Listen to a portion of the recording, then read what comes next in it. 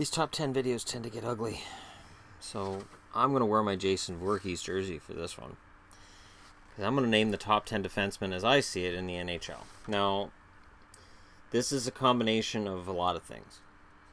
Points make a difference, whether we want to admit it or not. That's why I want a Rod Langway Award to recognize defensive defensemen in the NHL. No, I'm not taking those down yet because we haven't had trades yet to replace that with. So if anybody's asking why is Carolina and Calgary on the wall, that's why. Anyways, so I came up with a list of 10, and it was hard. A lot of honorable mentions can go around, but for 17-18 and beyond, because this is a relatively young list, and it's funny because defensemen are known for playing later on and playing well later on in their careers, and yet there's a lot of really good young defensemen right now, and that speaks well to the health of the NHL.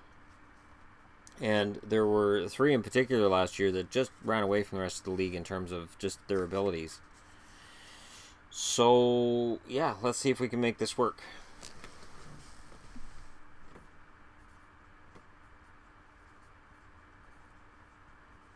Number 10.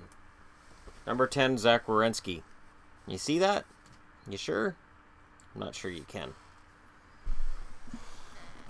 Sorry, Blue, you're not good enough. Boy, Don Cherry wouldn't like that comment, huh? Alright, Zach Werenski at number 10. It's hard to have a guy on there that had 1 year, but damn, he was fantastic this year. And Werenski played beyond his years, and I think while I could have argued Seth Jones, I tried to make it 1 defenseman per team. And Subban didn't make the list, but he was close. But I couldn't put him ahead of these guys. Werenski is a pretty complete defenseman, and I really think as soon as this year, he'll be recognized as the leader on that Columbus blue line. He's just fantastic. Love the kid. Number 9, he'd be higher.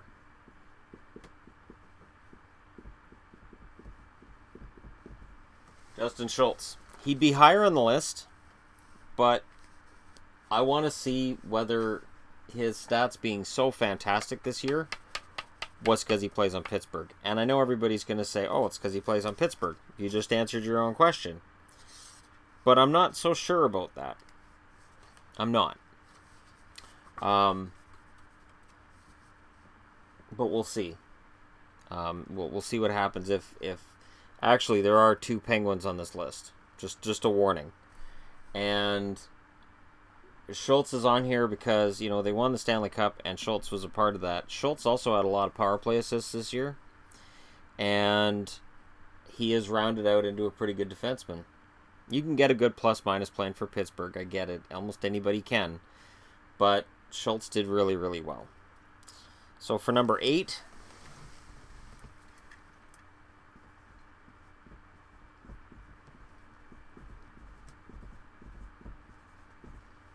Calgary's Mark Giordano. Not as offensively dynamic as some of these other guys, but really, really solid all-around defenseman. Big fan of his game. Big fan of everything he does. Not a fan of the team necessarily, but I have to admit, Giordano's top 10 for me. And as a note, there's another top 10 list. There's no Bruin. There's no Dallas Star. Even though Klingberg had a half-decent second half of the year, his first half was abysmal. And there's no Canuck on this list either. Number 7, back to Pittsburgh.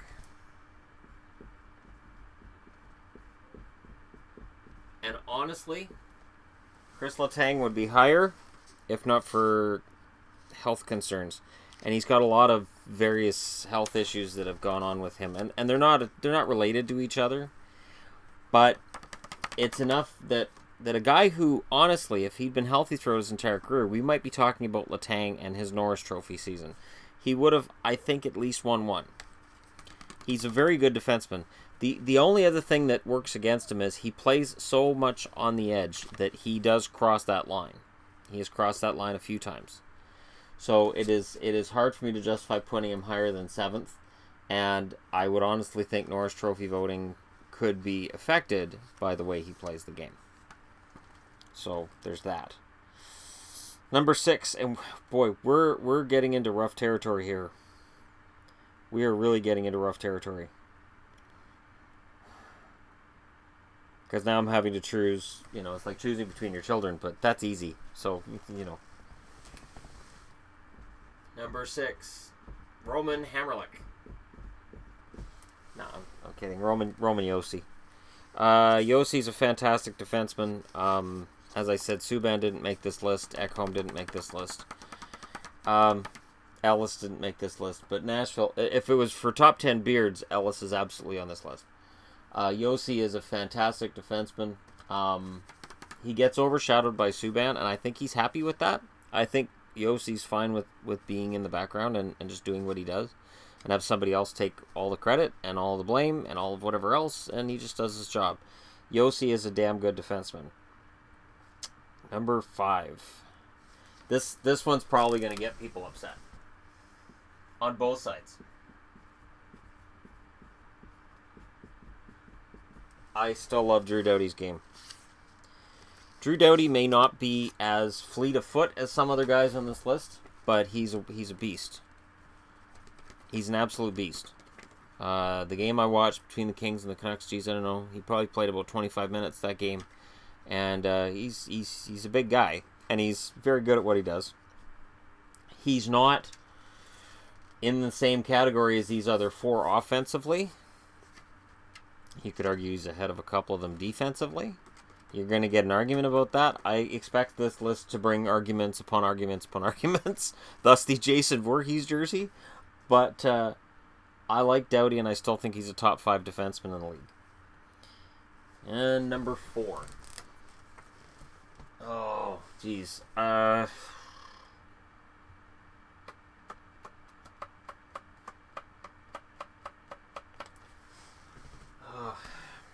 I'm legitimately having problems with this one. But I'm going to do this. Ryan, hey, hockey guy, stop calling me Gary Suter. So, Ryan Suter. It's really hard to put him at 4. I wanted to put him higher. He faded towards the end of the season. All of the Minnesota Wild faded towards the end of the season. It's not really on him. But at the same time, it means that he's not top 3. Halfway through the season, I was like, if they're going to nominate somebody for the Norris, it should be this Ryan Suter, who's pretty damn good. And I think if he had played the second half the way he did in the first half, he would have been nominated. He would not have won, but I think he would have been nominated. But it just didn't work out that way. Number 3. Oh boy, this is going to upset people on both sides of the aisle. So San Jose fans are going to say, how can Brent Burns be 3? Because he won the Norris Trophy. And people who are not fans of Brent Burns and the Sharks are going to say, why is Brent Burns on the list? He's a forward. That's why he's at 3. He won the Norris, but he did play forward for a while, and he still plays like a forward a lot of the time when he plays. He's great.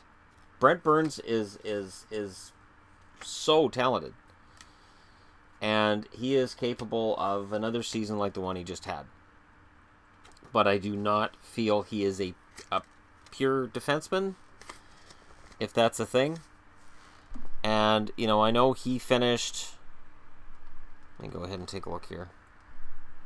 He finished with 76 points. Yeah, 76 points. 29 of them were goals. So almost 30 goals. And he was in the running for, the Art Ross Trophy pretty late in the season. And then Connor McDavid decided to activate his turbo boost, and he took off and won the whole thing. But Burns, he's damn good. And I don't like the Sharks, and I'm not a big fan of Burns. But I would be remiss not to acknowledge that he is one of the best. So, number 2, and this is pretty easy. This is pretty easy because I believe starting this year, we're going to have a 2-horse race every year for the Norris.